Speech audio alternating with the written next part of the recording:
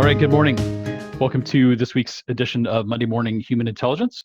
So 30 minutes to shake up your brain and get your week started off right. Or if you agree. So Dr. Metzger, your thoughts? Yeah, I think that's a really good point that you bring up. And I think that within the context of the group that we're in now, I could liken it to us sitting here right now, right? So we are a group of human intelligence, and we are talking about in-group bias and how that impacts our work, right?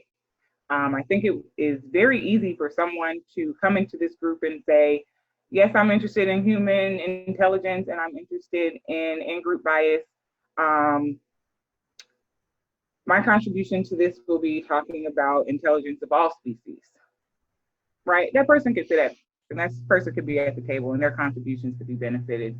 But there might be someone else who says, all right, thank you.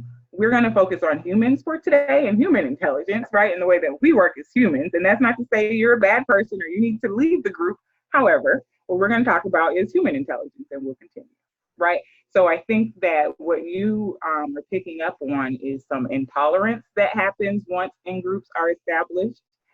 And that intolerance, I think, is problematic as well. Whereas instead of intolerance, it could be like we just talked about previously, building trust and figuring out what people's identities are, and then welcoming them to share their perspective when helpful. So there will be some times in the conversation of human intelligence when the all intelligence matter person makes a comment that we're going to say is not relevant, because there's going to be a moment where it's not relevant to the conversation of human intelligence, right? But that can be done in a way that is, in this case, professional, but in the case of just being in the world, respectful or polite, right? But that is also understanding of whatever the group's mission is at the time, not to dilute it, right?